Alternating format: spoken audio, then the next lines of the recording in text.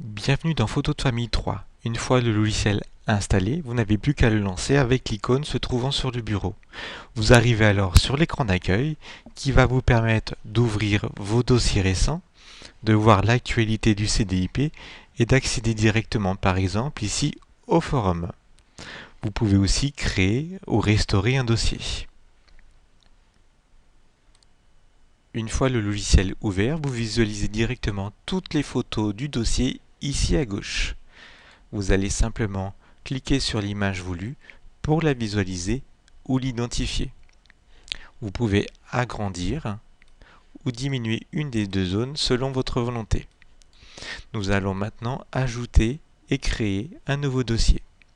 Pour cela, cliquons sur Fichier, Créer un nouveau dossier. Vous mettez le nom voulu. À noter que si vous avez une ancienne version, vous allez pouvoir convertir votre dossier en cliquant ici sur Dossier de version antérieure. Il suffira ensuite de cliquer dessus et de l'ouvrir. Je vais cliquer ici sur Créer. Directement, le logiciel me demande de choisir mes photos. Vous avez ici un accès direct au répertoire Mes images avec tous vos sous-répertoires et vos images personnelles. Voilà, les photos apparaissent ici. Nous allons pouvoir, grâce aux icônes, ajouter une photo seulement ou toutes les photos. Je clique sur Ajouter.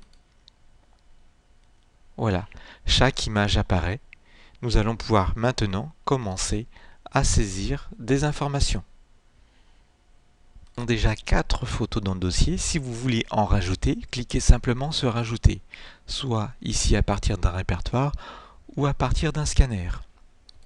Pour documenter vos photos, nous allons cliquer ici sur Identifier, puis d'abord sur Renseigner la photo.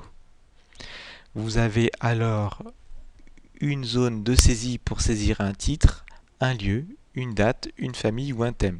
Vous pourrez aussi dans les préférences créer d'autres rubriques. Toutes ces rubriques vont permettre de rechercher sur, par exemple, les photos d'anniversaire, les photos de mariage, sur un lieu précis ou sur une famille. Notons ici par exemple anniversaire, voilà, le lieu, voilà. À chaque fois le logiciel vous propose dans des bulles jaunes ce qui a été déjà précédemment saisi. En appuyant sur Entrée, vous évitez de ressaisir entièrement les informations. Le thème anniversaire. Nous allons maintenant pouvoir ici cliquer sur Informations sur les personnes afin d'identifier chaque individu. Si vous avez un logiciel de généalogie, vous allez pouvoir créer et connecter une base à partir d'un fichier GEDCOM, ce qui vous évitera de ressaisir les informations. Si vous avez Géniatique, vous allez directement connecter votre dossier à Photos de famille. Cliquons sur Ajouter une base existante dans la liste et sélectionnons notre dossier Géniatique. Je valide et je quitte. Nous allons créer la première personne. Cliquons sur Identifier une nouvelle personne. Voilà. Je mets ma zone autour du visage. Je déclique. Le logiciel nous demande de saisir le nom et le prénom, ou simplement le nom. Cliquons sur Rechercher. Le logiciel ici s'est connecté à la base génétique et vous demande de sélectionner la personne voulue. Vous voyez directement, il met la date et le lieu de naissance, les parents, le conjoint. Je sélectionne. Je vais pouvoir refaire la même chose pour les autres individus. Rechercher. Je sélectionne l'individu. Voilà. Regardez ici immédiatement, tout s'est rempli. Naissance, parents et conjoint.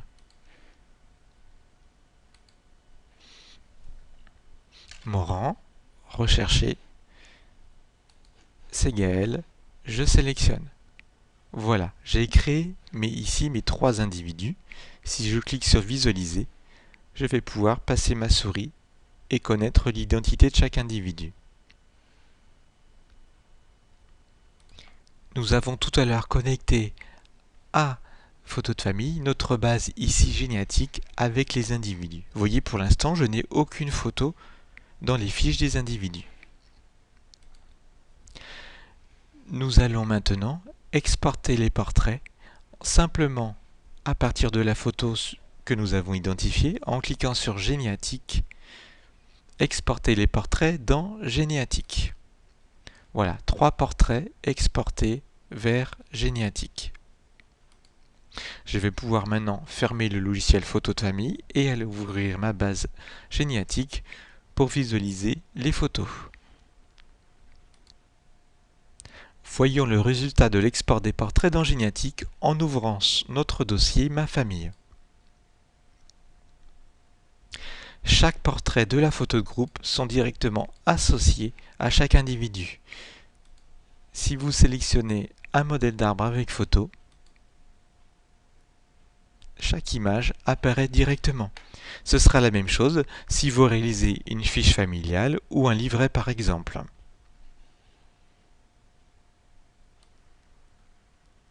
Nous venons de voir qu'il y a un export direct des portraits de chaque individu dans Géniatique. Si vous avez un autre logiciel de généalogie, vous allez aussi exporter vos portraits en cliquant sur l'icône Export des portraits. Vous choisirez le répertoire d'export, vous choisirez le nom de l'image et pourquoi pas un cadre autour de la photo.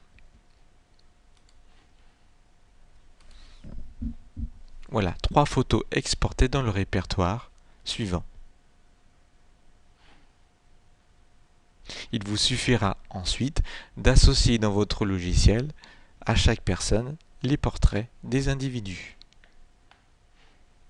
Nous avons vu tout à l'heure que l'on pouvait saisir différentes informations, le thème, la famille, le lieu. Et toutes ces rubriques vont vous permettre d'affiner l'affichage de vos photos. Dans la zone ici, rechercher, tapez un mot, Lille par exemple, et seules les photos ayant eu lieu à Lille apparaîtront. Tapez vacances, les photos du thème vacances apparaissent. Vous pouvez aussi saisir, par exemple, un nom de famille. Morand. Voilà, et seules les photos de la famille Morand apparaîtront, ce qui vous permettra après de réaliser des compositions ou des diaporamas sur cette famille seulement. Par le menu Personne, rechercher une personne, vous allez pouvoir rechercher un individu précis et voir toutes les photos où la personne apparaît. Je la sélectionne, voilà, et vous passez en revue chaque image pour voir le portrait de la personne.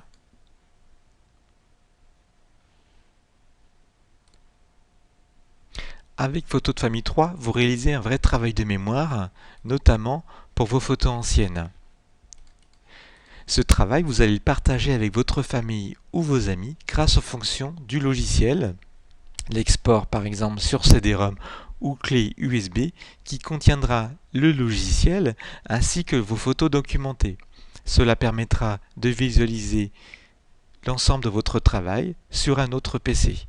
Par exemple sur CD-ROM, vous sélectionnez un ou plusieurs dossiers et vous gravez ensuite sur un CD votre travail. Vous réalisez aussi, par exemple, un diaporama afin de visualiser les photos documentées.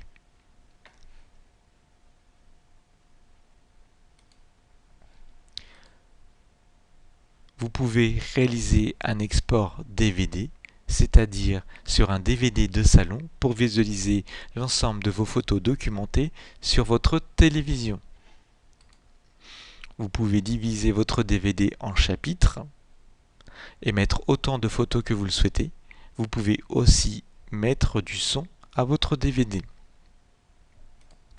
Enfin, vous allez pouvoir imprimer des compositions, ici dans une forme simple, ou ici grâce au bouton Studio Scrap, sous différentes formes. Ces compositions pourront être imprimées, exportées en images, ou aussi en PDF, et enfin vers le logiciel Studio Scrap pour modifier la composition si vous le possédez.